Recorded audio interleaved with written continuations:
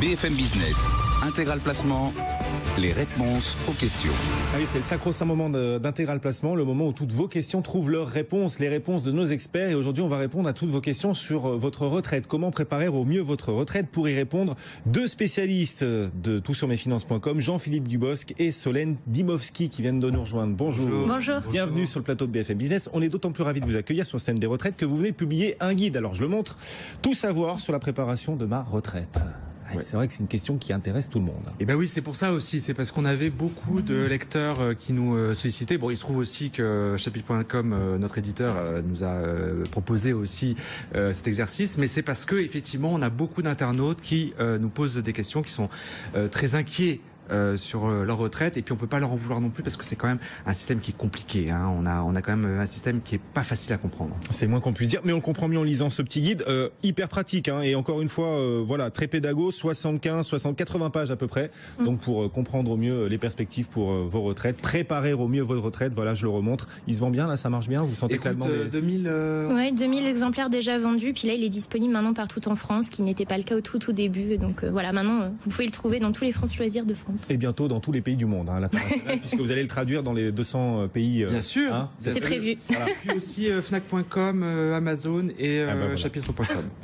Alors, est-ce que vous êtes prêts à répondre à nos éditeurs, à nos téléspectateurs, justement sur ces retraites à travers tout ce que vous nous apportez comme information, on trouve aussi dans ce guide. Cette question de Jean Damien qui nous écrit sur notre site bfmbusiness.com.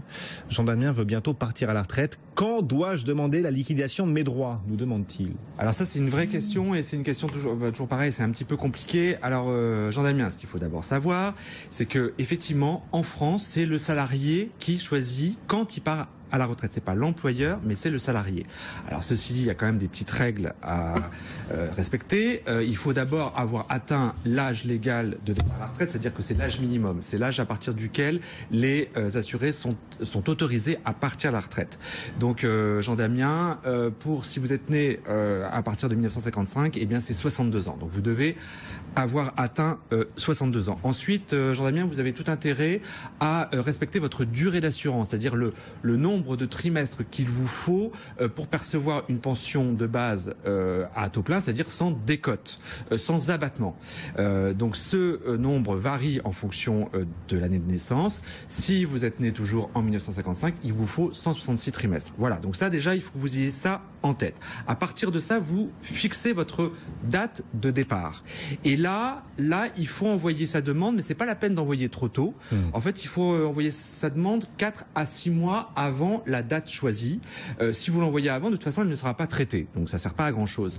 Ceci dit, Jean Damien, vous avez quand même intérêt à vous y pencher avant, c'est-à-dire c'est pas juste 4 mois avant, parce que effectivement il peut y avoir des erreurs, il peut y avoir des oublis, d'où l'intérêt de demander un relevé de carrière avant, on va dire au moins 1 an avant de partir. Et là, si vous voyez qu'il y a un oubli ou une erreur, eh bien, vous voyez auprès de votre caisse de retraite pour que le problème, tant qu'à faire, soit réglé avant la liquidation, parce que c'est possible après, mais c'est toujours un peu compliqué. Donc, faut s'y prendre vraiment quand même le plus longtemps à l'avance, 1 an avant, pour avoir le temps, de corriger l'éventuelles erreurs. Et puis juste, il y a un petit point, parce que c'est pareil, c'est un petit peu complexe. Oui. Il y a une demande unique de retraite. Alors, c'est une mal nommée, parce qu'en fait, c'est pour uniquement les retraites de base.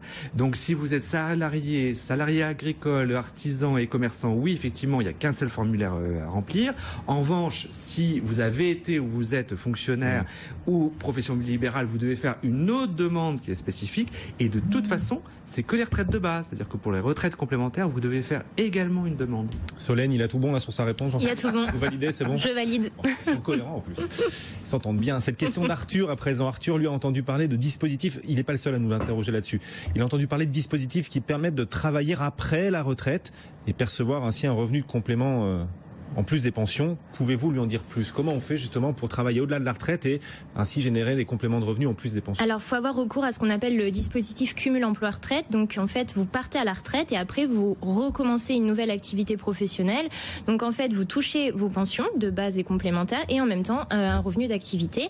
Alors, bonne nouvelle, il faut savoir, Arthur, que c'est ouvert à tous les assurés, les fonctionnaires, les salariés, les travailleurs indépendants et aussi les professions libérales. Par contre, juste un point primordial, vous allez continuer à cotiser, mais ça sera à fonds perdu, ce qui veut dire que vos cotisations ne vous généreront pas de nouveaux droits, donc vous n'aurez pas une pension qui sera plus élevée. C'est presque du travail solidaire là pour le coup. Oui, enfin en même temps, ça vous permet tout de même d'avoir un petit complément de revenus à côté de vos pensions, et puis du coup, faut vous êtes parti à la retraite, mais que vous n'aviez pas tous vos trimestres nécessaires dans votre génération, vous avez le droit qu'à un cumul en fait qui est partiel, ce qui fait qu'en gros le montant et de vos pensions, vos revenus d'activité ne pourra pas dépasser une certaine limite. Et dernier point, c'est très important parce que les gens ont tendance un petit peu à mélanger les deux. La retraite progressive et le cumul emploi-retraite, c'est deux notions différentes, puisque la retraite progressive, vous avez un pied dans la retraite, mais seulement un pied. Vous n'avez pas encore liquidé vos droits, vous restez actif et vous touchez qu'une seule partie de vos pensions. D'accord. Le cumul emploi-retraite, c'est moins intéressant qu'avant, non? Enfin, c'était ce que Solène disait, c'est-à-dire qu'avant le 1er janvier 2015, enfin, pour les retraites qui ont été liquidées avant le 1er janvier 2015, quand vous changiez de régime, vous cotisiez, et là, ça vous crée des droits. Donc, à terme, effectivement, vous touchiez une pension supplémentaire. Oui. Ce qui n'était pas le cas quand vous gardiez le même régime. C'est pour ça que le gouvernement, on va dire par équité, en fait par économie, bien sûr, a décidé que pour tout le monde, que vous changiez de régime ou pas, vos cotisations étaient à fond perdu. Voilà la réponse à votre question. Cette question d'Adeline à présent. Elle a reçu, Adeline, son relevé de carrière et elle ne voit pas apparaître ses trimestres de maternité alors qu'elle a eu 2 enfants. Est-ce normal? Alors ça, c'est une grande question aussi qu'on nous pose beaucoup, parce que c'est vrai que c'est un petit peu perturbant. Vous demandez votre relevé individuel de situation, vous êtes mère de famille et puis vous voyez pas vos enfants. Ce qu'il faut rappeler, c'est que effectivement, par enfant, vous avez des trimestres, on va dire, gratuits qui vous sont octroyés au titre de la grossesse et au titre de l'éducation des enfants. C'est 8 trimestres, c'est-à-dire 2 ans quand même dans le privé, et c'est 4 trimestres, c'est-à-dire 1 an dans le public par enfant. Donc c'est pas rien. Et c'est vrai que dans les relevés, ça ne figure pas, donc ça peut étonner, ça peut. Alors en fait, c'est pas un oubli. Qu'est-ce qui se passe? En fait, pour la grossesse, c'est assez simple. Pour l'éducation, il faut justifier d'un certain nombre d'années d'éducation. Donc la caisse de retraite, il faut qu'elle vérifie que vous ayez bien rempli le nombre d'années d'éducation par enfant. Et puis maintenant, en fait, il y a une nouvelle réglementation qui fait que le père, à l'âge de 4 ans, peut demander à bénéficier des trimestres d'éducation. Donc la caisse, qu'est-ce qu'elle fait? Il faut qu'elle attende de voir si le père se déclare ou pas. Bref. C'est pour ça que en fait, les caisses de retraite appliquent les majorations de durée d'assurance au titre de la maternité au moment de la liquidation des droits. Donc non, Adeline, ça n'est pas un oubli. Et on va dire que de toute façon, les caisses prennent les calculs le mieux disant. Donc ce qui est sûr et certain, c'est qu'elle aura plutôt une bonne nouvelle au moment de la liquidation. Elle pourrait avoir une pension supérieure à ce qu'elle pensait. Donc c'est pas parce que ces trimestres de maternité n'apparaissent pas qu'ils sont perdus. Mais c'est vrai que c'était un peu perturbant. Je peux très très bien comprendre Adeline. Et elle n'est pas la seule, vous nous disiez, à poser cette question. Monique nous écrit aussi. Alors elle pose une question là qu'énormément d'auditeurs et téléspectateurs nous posent régulièrement. Aujourd'hui encore, il y a Monique, Hubert, Mickaël, Jean-Claude, Chantal qui nous demandent comment savoir si ma retraite sera suffisante pour maintenir mon niveau de vie. C'est une question existentielle. Là. Effectivement, c'est une bonne question puisque beaucoup de gens se la posent. En fait, il faut tout simplement évaluer vos besoins, mais aussi prendre vos calculettes et faire l'inventaire de toutes les ressources financières que vous aurez une fois que vous serez à la retraite. Donc franchement, n'oubliez rien, que ça soit vos pensions de retraite de base, complémentaires, votre épargne, éventuellement vos revenus fonciers si vous louez un logement à quelqu'un, mais aussi toutes les aides qu'on oublie assez régulièrement, versées par les départements, les caisses de retraite qui peuvent vous aider notamment pour employer un salarié à domicile, ce genre de choses, mais aussi l'aide par exemple à l'acquisition d'une complémentaire santé pour vos dépenses de santé. Enfin bref, n'oubliez rien, faites ce petit inventaire.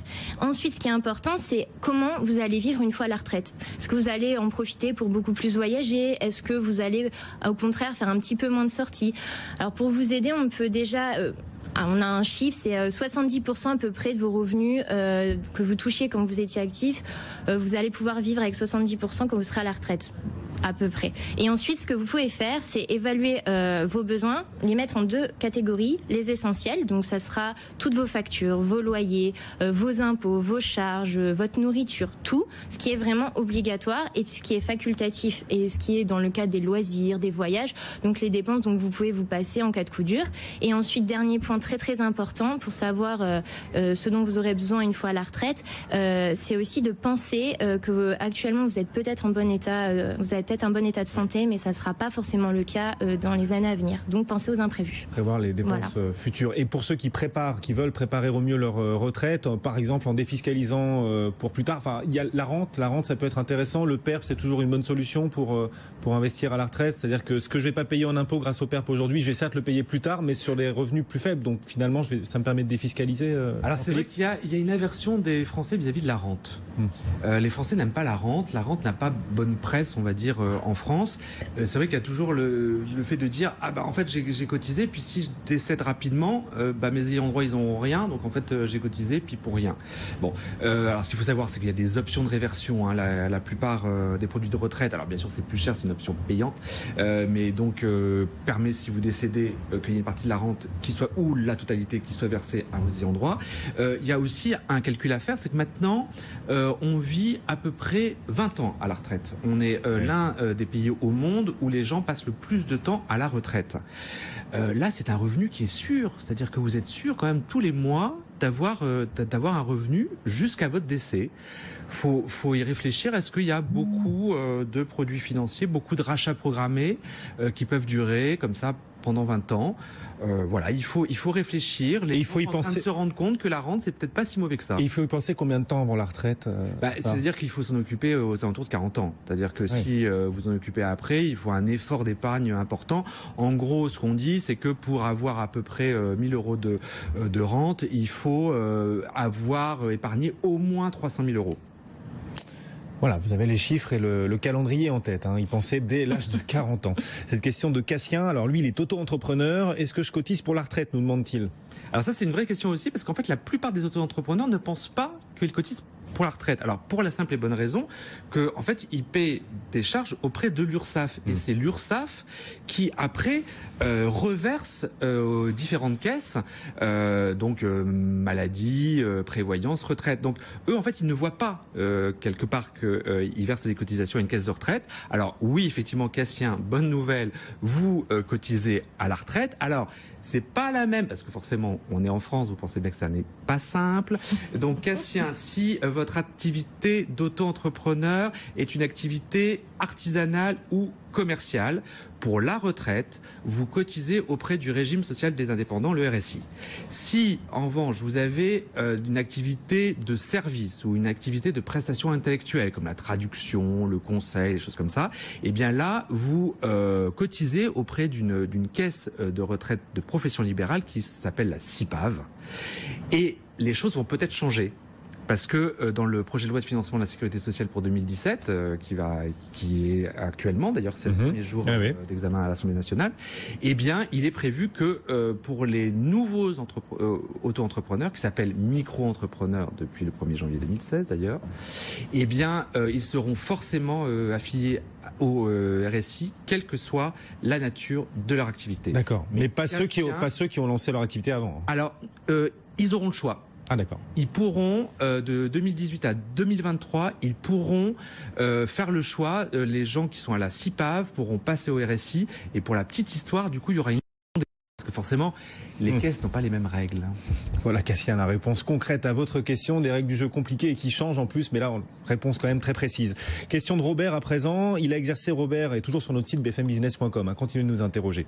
Robert, il a exercé différents emplois dans sa vie et a donc cotisé à plusieurs régimes de retraite. À quelle caisse doit-il s'adresser du coup, Solène? Alors juste avant de vous répondre, Robert, il faut juste rappeler un petit point important, c'est que les caisses de retraite, c'est vraiment votre interlocuteur privilégié, parce qu'elles ont un véritable rôle de conseil, et il faut aussi savoir que c'est les seuls organismes qui possèdent vraiment toutes les informations utiles vous concernant, donc votre carrière, et puis qui seront utiles aussi quand vous demanderez votre retraite, puisqu'elles ont une fiche en fait qu'on appelle le compte retraite de l'assuré, qui regroupe vraiment tout, c'est-à-dire vos jobs d'été, vos périodes de chômage, de maladie, etc. Donc ça, c'est vraiment important de le rappeler.